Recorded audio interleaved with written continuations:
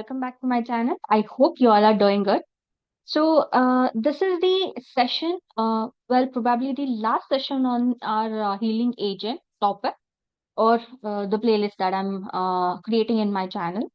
So, this topic is mainly focuses on one of the options available in or property available in uh, UI automation called Semantic Selector, right? So this is, I think, is available in the latest available version of UiPath. I'm probably my guess is that maybe 2025 onwards.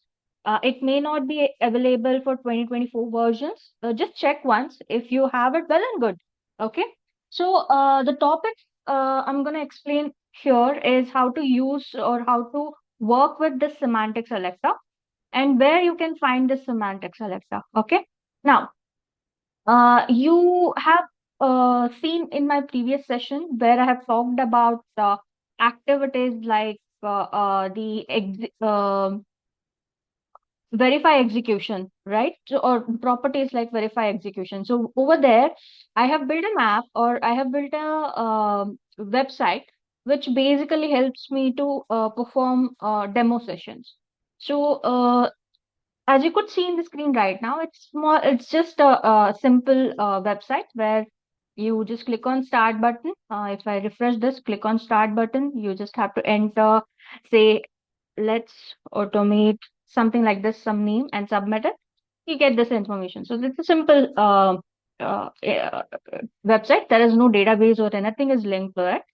Okay. Now, what we're going to do here is that we'll use the same application, so same website, and we'll try to utilize the concept of semantic selector. Now, to do that, first I have used application scope, and I have indicated this particular screen.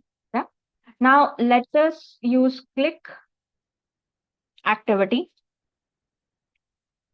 Now, let's give it a identifier as start. But before doing that, now you see a selection option, right? So if you know, if you are new to this UI path, so let me explain a bit on this. Oh, let me explain a bit on this, okay? So selection option, the one that you saw in the right side corner, it's called a selection helper. Basically, it helps you to identify a UI element on the screen, which basically acts as an human interactions, right? So whatever you do on the screen, it helps you to capture that and help you to identify those particular section or field in a HTML format or a elements. Okay, so this is a UiPath documentation that you could see where you could find the informations about what is the selection helper is all together. The one that we were doing right now, the one that you could see here, this is a classic version of it. Okay, now if you closely observe here, is something called enable new experience preview, right? Go ahead and do this. Now, you don't see much over here. It did change a little bit of here, right? You do see something has been changed. But I'll tell you one thing. What you do, right? Just cancel this out. Okay, just cancel. Now, again, do the indicate on screen. Now, see the entire frame or look and feel has been completely changed. So this is a new experience selection helper compared to the previous one. Previous one is called the classic version, and this is the new version or a modern version. Okay. Now, there is options available here to select the pause time whenever you want to pause, no limit, no time limit, and so on and so forth. If I give 3 seconds, it just waits for 3 seconds, and I can go anywhere in the screen, right? And if I select no limit, it doesn't have any limit at all. I can just I mean, at any point of time I can go back and resume this until we are on a particular screen. So this is basically helpful for you when, say, for example, your page is still loading, right? And you are performing a development and the page is still loading, and there may be some pop-up that came through. Now, you already captured that pop-up. you have to click on OK button, and then after clicking on OK button or something, some button, you may have to wait for certain period of time, or say some list of steps that you may have to do. Okay. Now, in such kind of scenario, you already completed the development of all those steps, but when you refresh it again, you have to do all those things again, right? So this is where you end up having this option, instead of having to click on escape button and then make sure your environment is, your screen is available for you and everything. The UiPath has now made it even more simpler for you, that it doesn't matter if you are on a screen, you're working on performing the selection of the particular element. You can just make it as no time limit, and then perform all those activity that you need to do in the screen. Everything that you need to do that in the screen, you can do it. And then you can just click on resume and go to the point where you have to perform your certain selection of or development activity, right? Isn't that cool? Right now, I was explaining about the pause button and everything. Now you have these informations that is available. But before I go into that, let me just disable this. Okay. Classic experience will be enabled. The next selection, next time the selection happens, whenever the next selection happens, that's okay. I wanted to explain you something. In the classic, you do see all those informations right over here. Pause informations, no time limit, no time limit, and everything. You can also see all these informations over here. Also, I think you have informations like if you click on F2, it gets into a resume state. F, it's a what is it? The shortcut keys that you can use. They have already provided over here. If the element is not found or deleted, try changing the UI element framework. F4, enable the computer vision. F8, and so on and so forth. They have given all these things. So I just wanted to show you the how look and feel changes between modern and classic. Now let me enable modern. Okay, cancel this. Let's go back to modern. Now, all these things, if you see here, F6 is for hovering your mouse, and then image selection, native text enablement, and then computer vision, which is basically fallback mechanism, right? Now, let's do our what we're supposed to do, which is click on start button. Now, you see here, in the modern, since we have selected modern now, you could see in this manner, right? The selector find match is available. This is a target. Now the target, whenever the target fails, if you don't select this, there is no fallback option happens. But if you do select this, see the difference between what happens in the screen. I unselected this, and we have selector, we have computer vision, and then we have this information, and then we have semantic as enabled, generating semantic, let it generate. Now if I enable this, something has been changed, right? What exactly is that? Right, so computer vision is enabled, is what it is showing. That's all it is saying. But yeah, you could see what and all the computer visions that it could uh, show you in the screen. It is helping you out. Now over here, if I uncheck this, again, there is no the option of mentioning about the computer vision enabled is being disabled. I mean, it's no longer is available, right? So anyway, now back to our topic. So the target has been selected over here. Computer vision, it's a fallback mechanism. So what is fallback mechanism is that, as you could see here, that if the UI element is not bound as a primary, then this fallback mechanism will work. Okay. Now, as I clicked on the semantic, now you see here button to initiate the demo site start. So instead of this, let me give a statement. This is always usually it's same as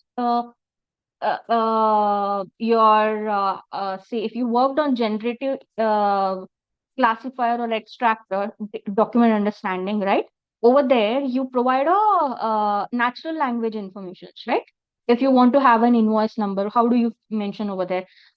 Fetch the invoice number from this document, PDF, so on and so forth, something like this. Okay, start with INV, so on and so forth. Similarly, you have to provide a natural language information that could easily help the automation process to or AI to understand. So to do that, say button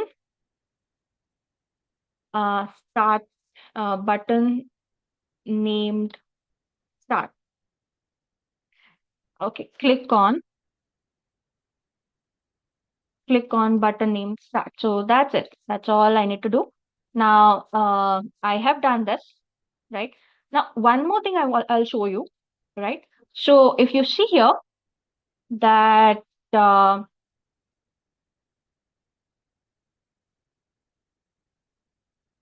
element visibility and I mean if you click on this option button, you have furthermore options available, such as what do you want to make it as, whether interactive page load or visibility, whether you need to change it into full visibility, partial visibility, responsive websites. All these things again you can also make changes in or update in your property panel as well. But I'm just giving you an idea that these are the few things that you could see in your selection helper. And this Windows selector is the top level information that you could see, the top container, right? So the top header of this. Click on confirm. You did. Great job so far. If you're doing it with me, so you're doing so far a great job. Now let's run and see what's gonna happen. Yeah, let's uh close this. Anyway, it's gonna open a new application itself, or new Chrome tab itself.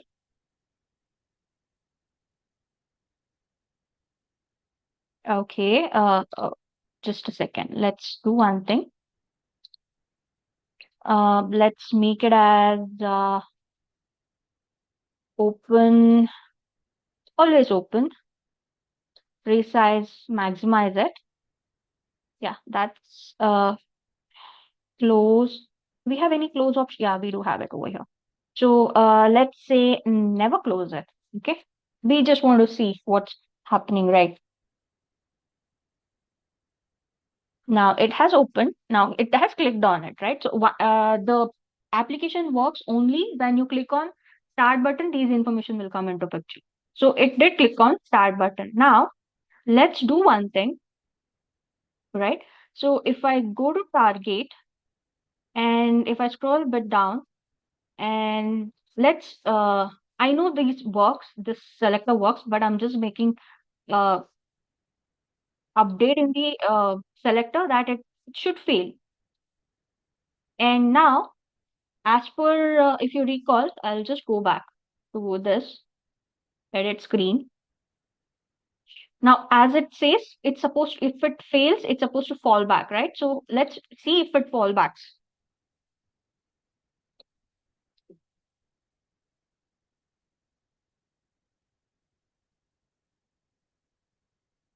It may take some time. Remember, everything that happens in this activity, 30 seconds is the time limit that it has. So basically, it tries performing the first part of it, which is selector, within 30 seconds. If it fails, again, it performs for the next activity or next option, fallback option, which is computer vision.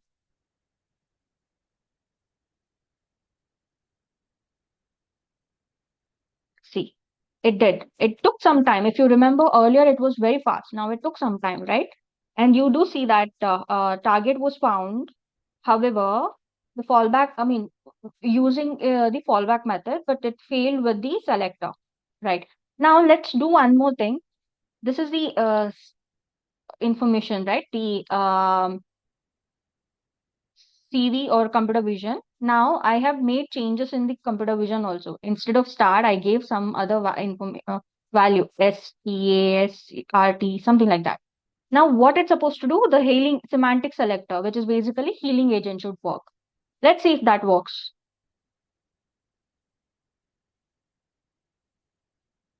Again, it's gonna take some time, but let it be. I may trim the video so that you don't have to wait until then.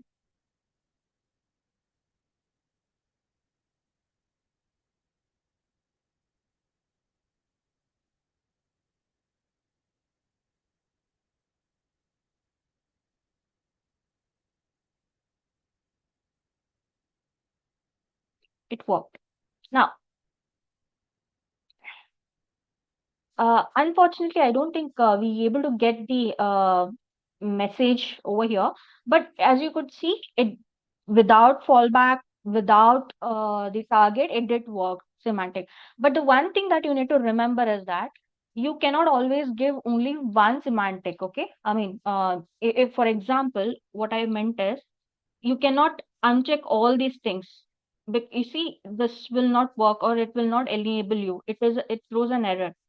You must select one thing, then it will provide an approval for you to confirm it. Okay, so this, just remember it. So basically, semantic is always an healing agent. It's a part of an healing agent. It helps you to solve your problem. Okay, if the selectors or a fallback method fails, then it's a third option. So that's how you utilize this semantic selector option in your process. Now, coming to the consumption, unit consumption, I'm actually not sure about this. As you could see in here itself, no, it's a what is it? It's a preview version. So I'm not really sure how what is the unit that it consumes. Whether the unit is getting consumed in say the um agentic units or AI units, because I'll show you something. This is the documentation of semantic activity. So this is a semantic activity where it works on specifically related to forms or data extraction processes, and they are coupled with the maybe basically the AI and advanced internal components such as AI powered document object model, DOMS document object model, extraction engine or semantic engine, matching engine, semantic target and execution engine. So basically four activities has this information, so close, a pop-up, extract form data, and so on and so forth. Here they have mentioned that each semantic activity consumes one AI per request, right? That means these activities that they mentioned, right, that consumes one AI unit per request. Now, there is a confusion for me that whether whichever we have done right now, as it mentions that it is a healing agent. So, I am quite confused over here that whether this semantic selector uses AI units or agentic units. So once I get the confirmation from UiPath official, then I'll drop it in the comment section of this particular video so that you all can get that information, right? For now, I'm not really sure which unit that it gets consumed, but I'm pretty much sure there may be some cost is involved. Again, I'm not sure. It's just speculation, but I'll get back to you. Now, since I was showing you the screen on the semantic what is the semantic activities, right? So I just tried one which is called close pop-up, right? So I think this is very good activity, I would say, is that we usually end up in any UI automations, we have dealt with it. All of us dealt with it. Kind of like getting a notification pop-up, say, or a Chrome. If you open a Chrome application, you may end, I mean, if the Chrome application not properly closed previously or previous process, then your process will have an impact saying that there is a pop-up that comes up saying restore or cancel, something like that, right? So all these things, earlier what we used to do, we used to check whether the pop-up is available, basically check app states or element exists. if the app selector exists, then do this. If not, then do this. So it used to basically takes up a lot of time for us, right? And it used to consume a lot of development effort also. Now, I think UiPath come up with some pretty cool activities like this close pop-up. Basically, if whatever pop-up that you end up getting, you can just use close pop-up and provide a prompt here. So, for example, you have a prompt of OK button, then just type OK. And then if you have a prompt of any prompt like done, um, cancel is already there. Close is also there. So just give the pop-up that you get in your particular web application. And then here, as I mentioned, right, they uses the AI unit. So if you enable this, then one AI per unit gets consumed. Okay. So you could provide the property just like here, pop-up handled and then timeout appeared. So you will get the information whether a pop-up has been handled or not. And one pretty good feature about this is that, which I like the most, is that you don't have to make sure that click on continue on error or something in the property, because the activity is already handled that kind of scenario. Say for example, there is no pop-up appeared at all, so it's gonna just skip to the next activity and it won't throw any error. If at all it has any error, it will just perform as per the the labels that you have provided. Okay, so that's one pretty cool feature that I have found. And again, as they mentioned in their documentation, these are also has all these features available. So I do recommend you all to go through, but make sure that you are using your test environment to perform all kind of testing, because it's going to consume an AI unit. So we don't want to have an impact in your production. So make sure you are using test instance, and make sure your test instance has enough amount of units to perform these kind of analysis. As of now, since I am in community edition, I don't have AI units available. So even if I try to run this, I would probably end up getting saying that um, no available units exist. I could show you as well. So you have no consumption units remaining. Please contact your organization admin. So I think the AI units concept for community edition has been removed, maybe, or my profile doesn't have it anymore. So yeah, but I do suggest and I do recommend to go through this, learn about this, and try to use it if your organization is okay to have this kind of option. And because it uses UI unit, right? And we are all pretty know about how because we give high priority to the processes which uh, performs PDF extractions or data extractions from documents. Probably you have to check with your management first before using this. Okay, but I do encourage you to go and check on this. It's a very cool feature. Yeah. So having said that, that's all for today. And this by saying this, this will be the last session on healing agent. Now, next we'll see what and all other features that is available in UiPath, and I'll try to bring it to you. Maybe recently I have been attending couple of sessions. That's why I am not able to make more of these kind of informative sessions a lot recently. But I'll try my best to make more and more learning videos so that you could get advantage of it. So that's it for today. Have a great day and see you in next video. Bye.